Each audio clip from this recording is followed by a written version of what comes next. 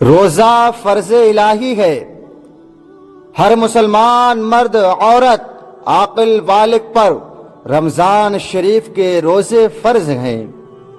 اسلام میں اکثر اعمال کے پیچھے کسی نہ کسی نیک بندے کی یاد موجود مقصود ہے، جیسے کہ عرفات کے میدان میں حج کا فریضہ حضرت آدم اور حوا علیہ السلام کی یادگار ہے. قربانی کا نیک عمل حضرت ابراہیم اور حضرت اسماعیل علیہ السلام کی سنت ہے. اور سنو، صفا اور مروہ کی سعی حضرت سیدہ حاجرہ رضی اللہ تعالیٰ عنہ کا دونوں پہاڑوں کے درمیان دوڑنے کی یاد کو باقی رکھتا ہے. اسی طرح ہمارے پیارے آقا صلی اللہ تعالیٰ علیہ وسلم رمضان شریف کے مہینے میں کچھ دن کھانے پینے سے پرہیز کرتے تھے، یعنی حضور نبی کریم صلی اللہ علیہ وسلم مصطفیٰ جان رحمت صلی اللہ تعالیٰ علیہ وسلم رمضان شریف میں بھوکے اور پیاسے رہنا پسند فرمایا. حضور نبی کریم صلی اللہ علیہ وسلم نے اس مہینے میں بھوکا اور پیاسا رہنا پسند فرمایا.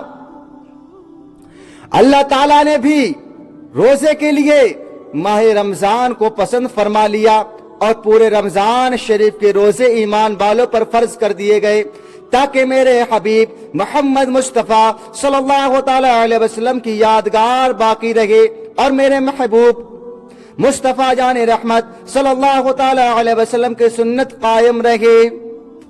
حضرات محترم، غور کرنے کی بات ہے. حضرت آدم علیہ السلام ہر ماہ کی 13، 14، 15 کو روزہ رکھتے تھے. حضرت نوح علیہ السلام پورے سال روزہ رکھتے تھے. حضرت داؤد علیہ السلام ایک دن چھوڑ کر ایک دن روزہ رکھتے تھے. حضرت عیسیٰ علیہ السلام ایک دن روزہ رکھتے تھے اور 2 دن روزہ نہیں رکھتے تھے.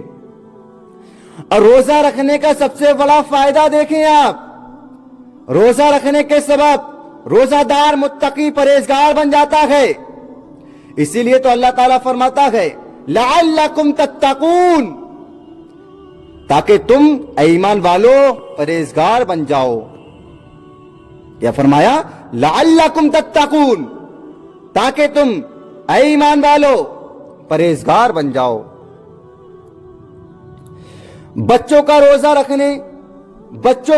روزہ رکھنے کا حکم دو، بچوں کو جلدی سے جلد روزہ رکھنے کا حکم دو، یعنی عادت ڈالو بچوں کی. کچھ لوگ ہوتے ہیں نا، ہمارے نوجوان آج کے دور میں روزہ چھوڑ دیتے ہیں. یہاں تو بچوں کا ذکر ہو رہا ہے، سنو.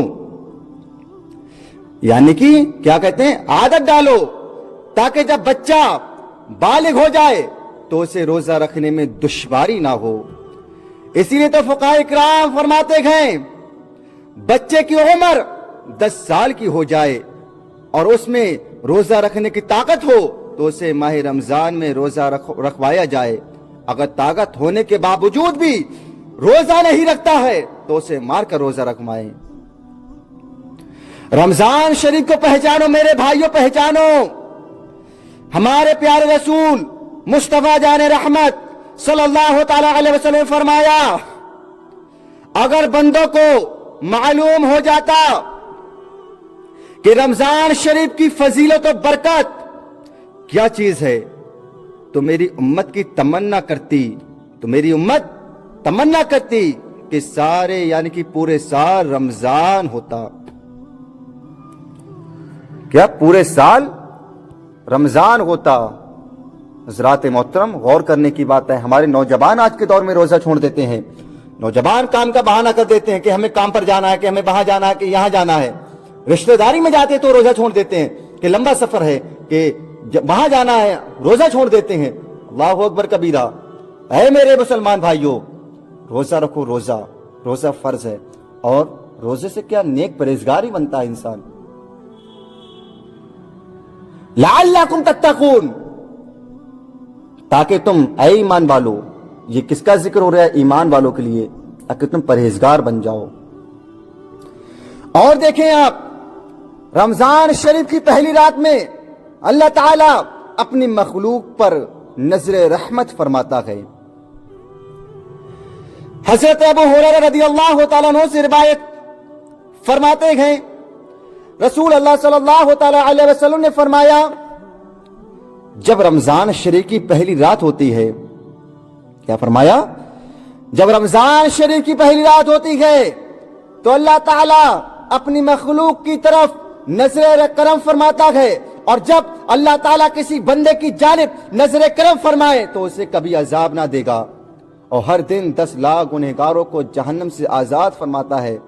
और जब 29वीं रात आती है, 29वीं रात होती है, तो महीने भर में जितने आजाद किए गए उनकी तादाद के बराबर उस रात में आजाद करता है।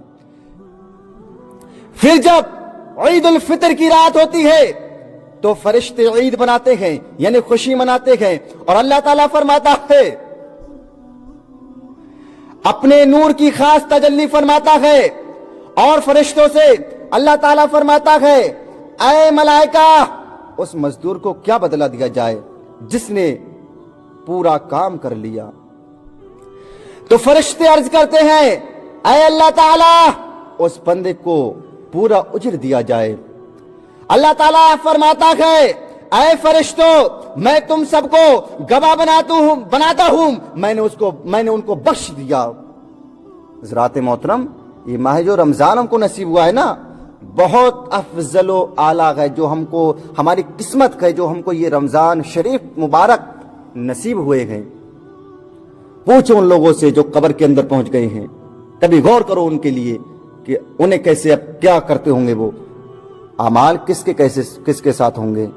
मेरे भाइयों, गौर करने की बात है यहाँ पर, हम सबको जाना है। शायर कहता है ना, जिंदगी नाज न कर तेरा भरोसा क्या है, आदमी रेत की दीवार रखा क्या। हम सबको मरना है, सबको मरना है, तो इसीलिए चाहिए कि दुनिया के अंदर रहे और कब्र की तैयारी करे।